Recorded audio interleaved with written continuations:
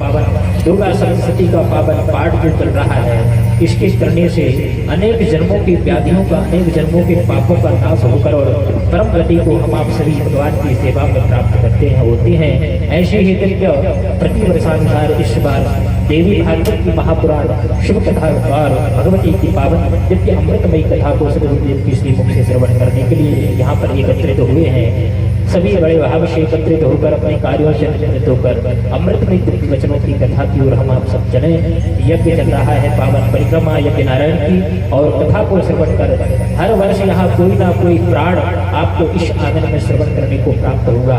हमारे ऋषियों ने, मुनियों ने न जाने कितने पुराणों को, वेदों को लिखकर हम सभी का कल्याण करा।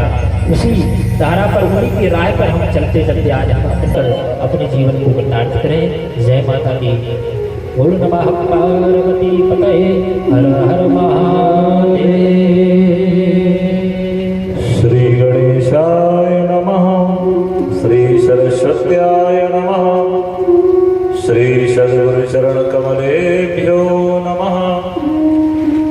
प्रथमं स्मरामि गणनाथ मनाथ बन्धुं सिन्दूरपूरपरिशोभितगण्डयुग्मम् उद्दण्डविघ्नपरिखण्डनचण्डदण्डम् माखण्डलादिशुरनायकवृन्दवन्द्यम्।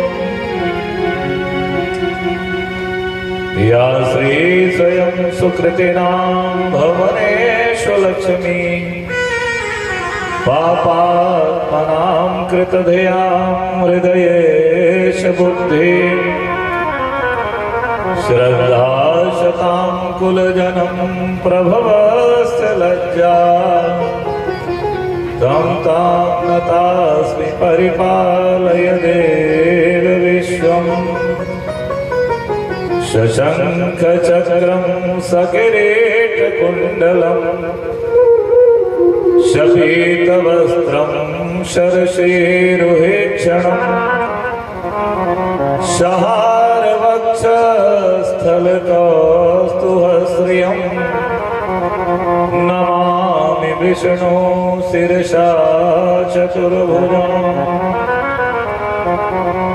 वन्दे देवोमापतिं सुरगुरुं वन्दे जगत्कारणम् वन्दे पन्नागभूषणं मृगधरां वन्दे पशूनां पतिं वन्दे सूर्यशशाङ्कवह्निनयनं वन्दे मुकुन्दप्रियां वन्दे भक्तजनसयं च वरदां वन्दे शिवं शङ्करम्। रामो राजमणि सदा विजयते रामं रमेशं भजे। रामेणाभिता निशाचरचमू रामाय तस्मै नमः। राममनास्ति परायणं परतरम् रामस्य दासोऽस्म्यहम्। रामे चित्तलया सदा भवतु मे भो राम मामोद्धर। राम रामेति रामेति रमे रामे मनोरमे सहस्रनाम तत्तुल्यम् श्रीराम नाम वरानने। कृष्णाय वासुदेवाय हरये परमात्मने प्रणतः क्लेशनाशाय गोविन्दाय नमो नमः। अञ्जनानन्दनं वीरं जानकी शोकनाशनं कपीसमक्षहन्तारं वन्दे लङ्का भयङ्करम्। अखण्डमण्डलाकारं व्याप्तं येन चराचरं तत्पदं दर्शितं येन तस्मै श्रीगुरुवे नमः। बोले पितृश्वर भगवान की जय हो, श्रीमद्देवी भागवत महापुराण की जय हो, सत्चंडी महायज्ञ की जय हो। पूर्णेन्दु सुंदर मुखे प्रतिभाभिरामे वामे विधेषु वचसां विरामे गिर्वाणवाणि भुवनाभरणं भवत्या वन्दे दयाद्रुचरणं शरणं जगत्या। केषाञ्चिदस्तु कमला कमलायताक्षी केषाञ्चि शम्भुषु मुखेषु मुखेषु मान्या। अशमधिकृते तु जननी जननी त्वमेकं यत् पाययेशमकरं मकरन्दबिन्दुं। वेदा कथं कथयते कृपया कृपायत मेधाविनामनुपमो विहिता सवेधा। प्रातः यस्तवं प्रकुरुते अनुदिनानि माता जातः कथं न शिशुरेव तवाकृतान्ता। वासा स्वभाव सरसा त्वमहं प्रसंगा मंदाकिनी मधुमये त्वमहं तरंगा। मंदारबालकलिका त्वमहं तदंगा ज्योतिर्मये विजयसे त्वमहं पतंगा। मर्यादि शक्ति मैया की जय हो। पितरों की परम पावन तपस्या का साकार स्वरूप सत्चंडी महायज्ञ बाढ़े पुत्र पिता के धर्मण, यानी पुत्र का विकास पितृ और माताओं की तपस्या से होता है। इसका प्रमाण हमारे ग्रंथ देते हैं और ये शक्ति हमको जगत जननी जगदम्बा की कृपा से प्राप्त होती है। ऐसा प्रमाण हमारे सूत जी महाराज अपने कथानक में प्रस्तुत करते हैं। आज तृतीय दिवस, जैसा कि कथा में भगवती सरस्वती की चर्चा है। सरस्वती माने बुद्धि। संसार में अगर बुद्धि है तो आप सब कुछ कर सकते हो। धन आपके पास है, बल आपके पास है, पर बुद्धि नहीं है तो आपका विकास नहीं हो सकता। सुनिश्चित है। बुद्धि दुर्योधन में नहीं थी, अर्जुन में बुद्धि थी। कैसे आपको पता लगेगा? अगर दुर्योधन में बुद्धि होती तो महाभारत के चक्रव्यूह की रचना संसार में नहीं होती। और ज्ञान बल, धन बल या बल का मद हो जाए तो वो भी नुकसानदायक है।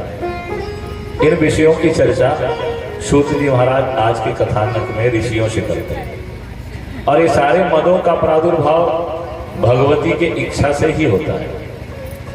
भगवती चाहती है तो संसार चलता है, वो नहीं चाहती है तो संसार रुक जाता है। किसी के कुछ सोचने से कुछ होता नहीं। तो हम आप कथा में श्रवण किए भगवान की लीला।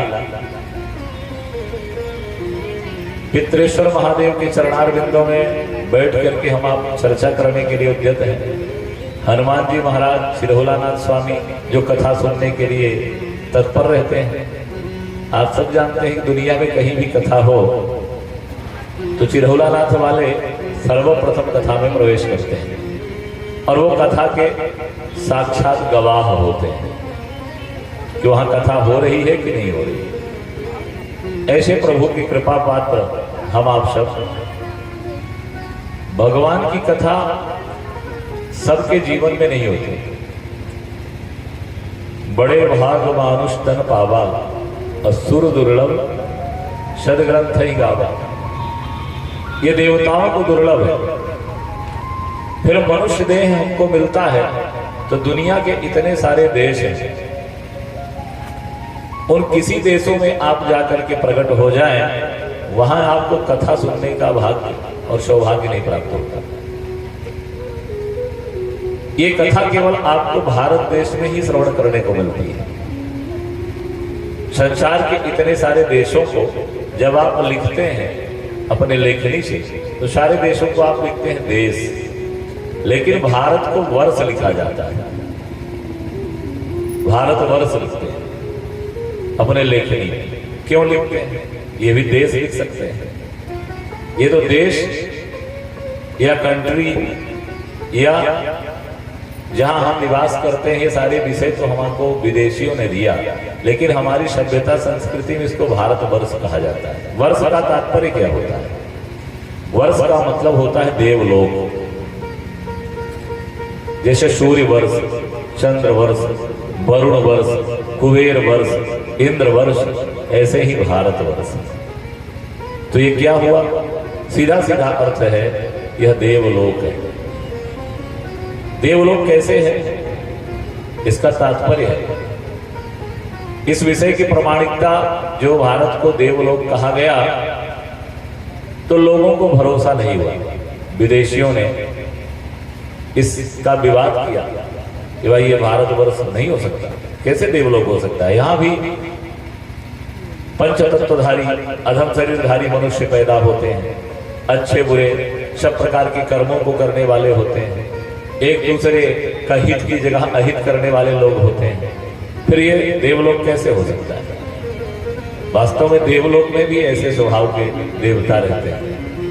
किसी को बढ़ता हुआ देखे तो उसकी टांग पकड़ के खींचे और गिरा दिए, बोले ये आगे न बढ़ने पाए। ये देवताओं का भी स्वभाव होता है।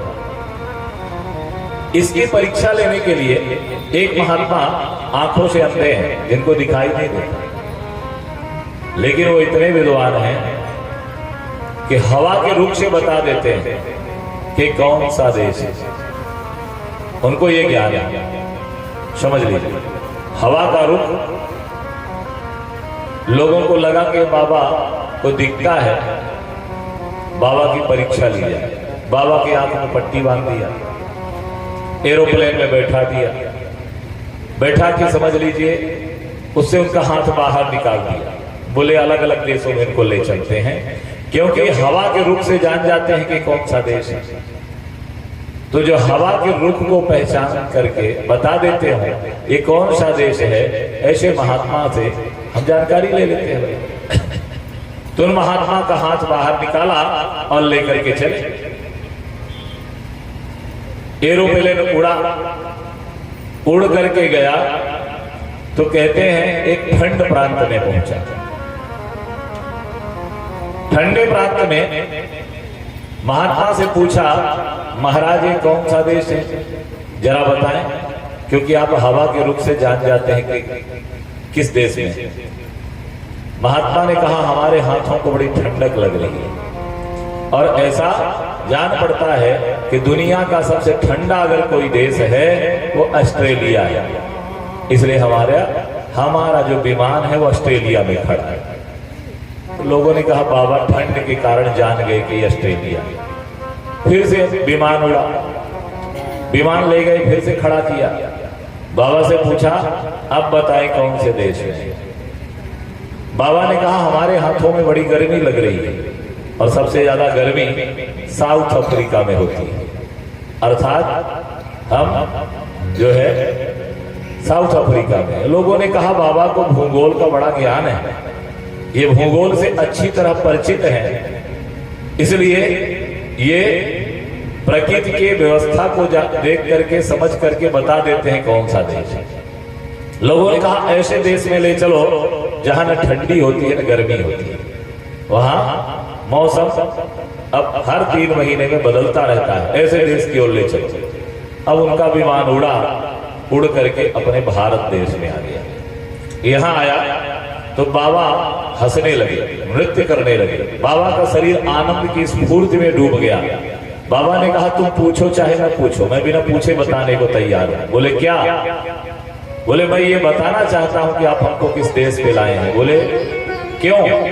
बोले इसलिए कि मेरे से रहा नहीं जा रहा है, मुझे इतना आनंद आ रहा है कि जिस देश में आप लेके आए हो इसके हवा में वेद के मंत्र तैर रहे हैं और वो मंत्र हमारे हाथों से टकरा रहे हैं। मेरे अंदर स्फूर्ति पैदा हो रही है, तेज पैदा हो रहा है, आनंद आ रहा है।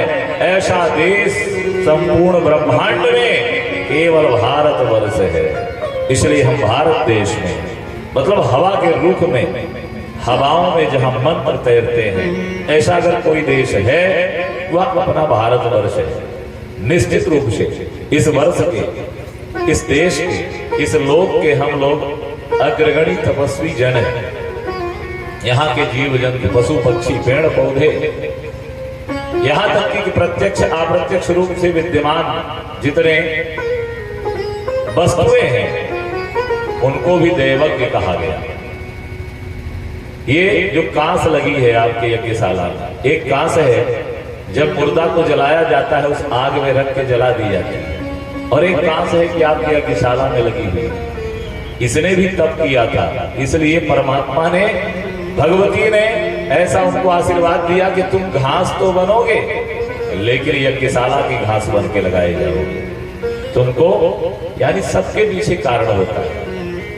यह पुष्प, यहाँ पर चढ़ने वाले भगवान को अनेक प्रकार की वस्तुएं, हम आप सब जितने लोग हैं कहीं न कहीं हमारे आपके संबंध ईश्वरी सत्ता से जुड़े होते हैं। इतने सारे लोग हैं, सब लोग कथा क्यों नहीं सुन रहे, या कि सब सुना क्यों नहीं रहे?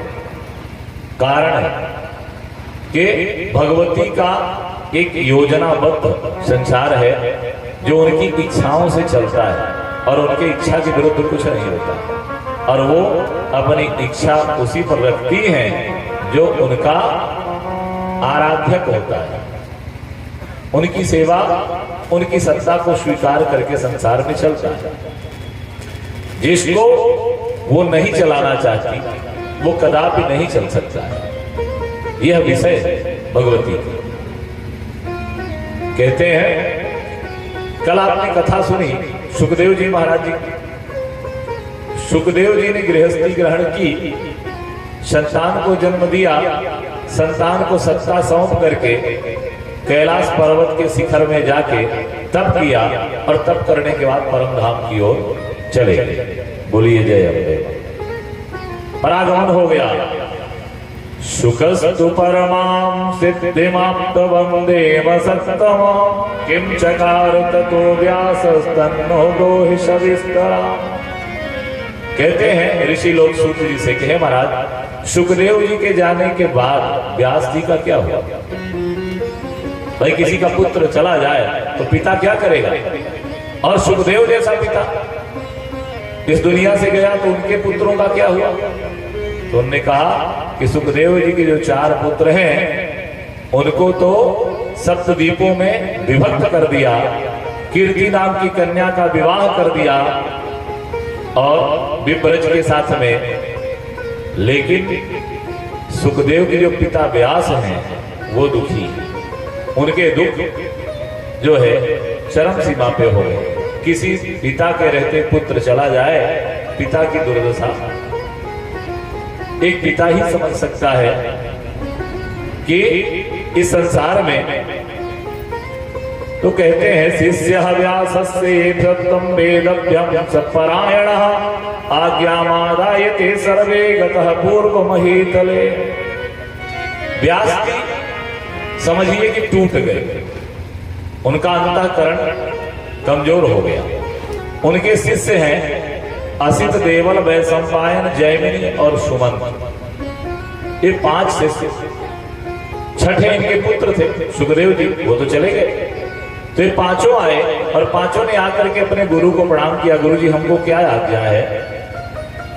तो गुरु कहते हैं व्यास जी ने कहा कि आप लोग जाइए और जाकर के संसार में हमारी दी हुई शिक्षा जन जन में, जनमानस में पूर्ण रूप से संचालित करिए। शिक्षा जो व्यास जी ने इनको प्रदान की। जैमिनी नाम के ऋषि व्यास जी के द्वारा कौन सी शिक्षा उनको दी गई है? कहते हैं जैमिनी ने ही ये जो मंडल बनते हैं, ये जो पूजा पाठ और मूर्ति बनती है संसार में, मूर्ति की पूजा होती है, इसको संसार में लाने वाले ऋषि का नाम ही जैमिनी है। ये महाराज व्यास के शिष्य हैं।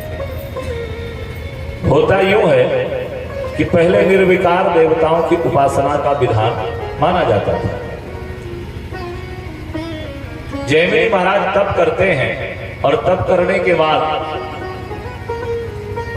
अपने गुरु व्यास के पास आते हैं और कहते हैं, गुरुदेव मैंने काम पे, क्रोध पे, मोह पे, लोभ पे, मद पे, मत्सर पे, इन खड विकारों पे विजय प्राप्त कर लिया है।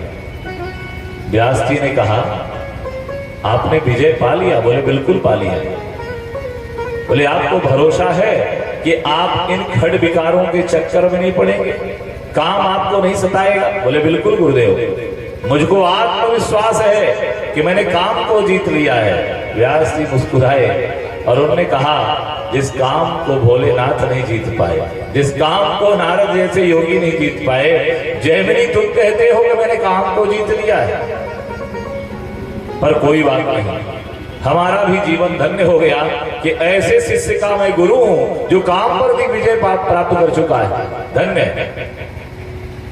जैमिनी महाराज को गुरुदेव ने कहा कि ठीक है, कोई बात नहीं, आज से तुम हमारे आश्रम की सुरक्षा व्यवस्था संभालो। अब शरद पूर्णिमा की रात्रि है, जैमिनी की सुरक्षा व्यवस्था में लगे हैं। सुरक्षा व्यवस्था में लगे हुए जैमिनी को गुरुजी ने कहा कि जैमिनी, आज रात में मैं कुछ तप करूंगा, कोई साधना करूंगा। आश्रम के अंदर किसी को आने की अनुमति नहीं है, ये ध्यान रखना। और मैं कहीं अज्ञातवास में जा रहा हूं, तुम आश्रम के अंदर रह करके आश्रम की सुरक्षा देखना, किसी को आने मत देना। जैमिनी ने कहा ठीक है गुरुदेव। अब व्यास जी चले गए अज्ञातवास में, जैमिनी महाराज आश्रम की सुरक्षा व्यवस्था संभाल रहे हैं। अर्धरात्रि की जब चंद्रमा पूर्ण ओज पे आया तो शास्त्र कहता है कि कहीं से एक जो है स्त्री उस रात्रि काल वेला में उस आश्रम में आई। वह जोर जोर से चिल्लाने लगी कि हमारी रक्षा करो, हमको बचाओ। तो जैमिनी ने सोचा कि गुरुदेव ने कहा था दरवाजा नहीं खोलना, चाहे कोई भी आ जाए। दरवाजा खोलोगे ठीक नहीं होगा, क्योंकि जंगल का मामला है और यहाँ अनेक प्रकार से भूत, प्रेत, पिशाच या कोई भी छल करने वाला आपको परेशान कर सकता है। तो मैं तो दरवाजा खोलूं नहीं। वो स्त्री जोर जोर से आश्रम के दरवाजे खटखटाती है, दरवाजा खोलिए, नहीं आपको पाप लगेगा, प्रायश्चित लगेगा, जीव हत्या के दोषी हो जाएंगे, मेरे पीछे शेर पड़ा है। अनेक प्रकार की बातों से उस स्त्री ने महाराज के कानों में जो है अपने दुखद स्वर को प्रविष्ट करवाया। जैमिनी से नहीं रहा गया, उनने विचार किया किसी जीव की रक्षा अगर नहीं करते हैं तो एक ऋषि होने के बाद हमको दोष लग जाएगा, इसकी सुरक्षा करना हमारा धर्म है। अब जैमिनी महाराज दरवाजा खोल, दरवाजा खोले तो उन्होंने पूछा, हाँ देवी आप कौन? तो उसने बताया कि मैं पास के गांव की रहने वाली हूं, अपने मायके अपने पति के साथ गई थी और यहां से जंगल से गुजर रही थी तो शेर ने हमला किया, मेरे पति को मार डाला और मैं भाग करके कैसे भी अपने जीवन को बचा करके भागते हुए जंगल में आई तो आपका आश्रम दिखा। तो मैंने विचार किया कि आपके यहाँ आश्रय ले लूं, पति तो बचे नहीं, किसी प्रकार से अपने प्राण बच जाएंगे तो उनके श्राद्ध कर लेंगे, उनके तर्पण कर लेंगे, उनके लिए मुक्ति का कुछ मार्ग प्रशस्त कर लेंगे, तो आप हमारी कृपा करके रक्षा करिए। जैमिनी जी ने कहा, नहीं, यहाँ स्त्रियों के लिए कोई स्थान नहीं, हम आपकी सहायता नहीं कर सकते, आप जाइए। उन्होंने कहा, महाराज आपको, एक तो मैं अबला स्त्री हूं, दूसरे मेरा कोई है नहीं, और आप एक ऋषि होकर के एक स्त्री की रक्षा नहीं करते हैं तो आपको तो नरकगामी होना पड़ेगा, इसलिए आप हमारी सुरक्षा करिए, अन्यथा आपको श्राप लग जाएगा महाराज हमारी सुरक्षा ना करने का। जैमिनी ने कहा, मैं आपकी सुरक्षा इतना कर सकता हूं कि आश्रम के बाहर चबूतरा है, इस पे आप लेट जाएं, यहीं पर आप आराम करें, सुबह चली जाएं। तो उस स्त्री ने कहा, महाराज जब हम बाहर लेटेंगे तो इससे अच्छा है कि शेर हमको खा जाए। हम तो आपसे सहायता मांगने आए हैं कि आप हमारी सुरक्षा करोगे, आश्रम के अंदर आश्रय दोगे। जैमिनी जी बड़े धर्म संकट में पड़ गए। वह स्त्री एक परत साड़ी पहने हैं, ज्यादा से ज्यादा उसकी उम्र 18 से 20 वर्ष की है। चांदनी जो चंद्रमा की ओज पर है और उसका पूरा बदन मानो उस वस्त्र पे दिखाई दे रहा है। समझ लीजिए, जैमिनी महाराज ने उसको देखा, विचार किया, ये स्त्री है और इस अवस्था में है, भागते हुए आई है, नवविवाह है, इसके साथ में आश्रम में रहना ठीक नहीं है। बाहर ठीक कहती है कि शेर खा जाएगा, फिर इसको बाहर सुरक्षा देने से अच्छा अंदर रख दे। जैमिनी जी ने उसको अंदर आश्रम में रख दिया। अंदर रखने के बाद स्वयं बाहर चबूतरे में आ गए और उन्होंने कहा, देखो ध्यान रखना, अंदर तो तुम जा रही हो, परंतु ये ध्यान रखना कि दरवाजा नहीं खोलना। दरवाजा में कितनी भी आवाज की जाए, खटखटाया जाए, चिल्लाया जाए, आवाज लगाया जाए, चाहे मेरी ही आवाज हो, जब तक सूर्य उदय ना हो जाए तुम दरवाजा नहीं खोलना। उस स्त्री ने कहा, ठीक है, आपकी जैसी आज्ञा। वो अंदर आश्रम में चली गई, दरवाजा बंद कर लिया, अंदर से साकल लगा लिया। साकल लगा करके वह स्त्री मानव की आश्रम के अंदर, और जैमिनी महाराज बाहर, तपस्वी ऋषि, नई उम्र, महात्मा।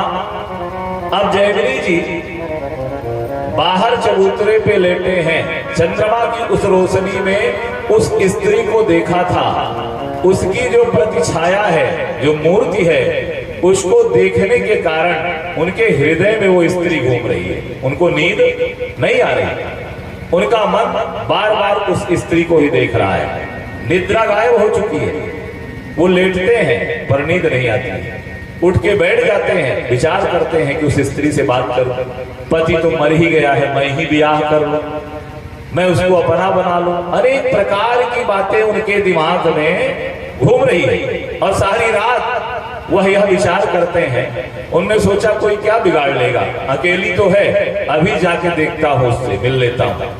अब गए तो दरवाजा खटखटाया, आवाज लगाया, दरवाजा खोलो। अब तो पहले ही शर्त हो गई थी कि दरवाजा नहीं खोलना। अब वो दरवाजा बंद है। जैमिनी ने प्रयास कर लिया, साकल बजाया, दरवाजे को धक्का मारा कि कैसे भी टूट जाए, अंदर चला जाऊं। अनेक प्रकार की विचारधाराओं में डूबे हुए, किसी न किसी रूप से ये स्त्री हमको मिल जाए, चाहे जो भी हो जाए, यह विचार करके उन्हें सारे प्रयत्न कर लिए, लेकिन दरवाजा नहीं खुला। तब विचार आया कि हमारे बाबा का जो ये आश्रम है ना, घास फूस की झोपड़िया बनी है ऊपर छत में, कहाँ दरवाजा में मैं प्राण दे रहा हूं। अगर छत पे चढ़ जाऊं, ये घास फूस फेंक करके इसी टोकरी नीचे कूद जाऊंगा। ऊपर चढ़े, छत में छत काटा, बड़ी मेहनत की, समझ लीजिए। ये सब करते कराते अर्धरात्रि की तो बात थी, सुबह हो गई, मेहनत की, छत काटा। छत काटने के बाद बाबा छलांग मार दिए। किसके लिए? उस स्त्री के लिए। छलांग मारा, छत काट के जैसे नीचे कूदे तो हाथ पैर टूट के बराबर हो गए। बोलिए जय श्री राम। हाथ पैर टूट गए, क्योंकि इतनी ऊंचाई से वो बना हुआ आश्रम अब टूट गया। आंखें बस बची, हाथ पैर टूट के बराबर हो गए। संजय गांधी में भर्ती करने लायक हो गए। बाबा की स्थिति देखिए, बाबा की नजर पड़ी कि इस आश्रम के अंदर तो हमने स्त्री को प्रवेश कराया था, वहां वेद व्यास महाराज ध्यान लगाए बैठे। उनके गुरुदेव ने देखा, धड़ाम की आवाज हुई, आंखें खुली, जैमिनी को निहारा, बड़े भाव से मुस्कुराए। जैमिनी हाथ पैर टूट गया है ये भूल गया, उसको ये याद है। उसने कहा, गुरुदेव आप कब आए? अरे बोले, मैं तो तभी आया था, वो तो मैं ही था जब आपने किसी स्त्री को प्रवेश करवाया ना। जैमिनी, वो कोई स्त्री नहीं थी, वो मैं ही था और मैंने ही अंदर प्रवेश किया था।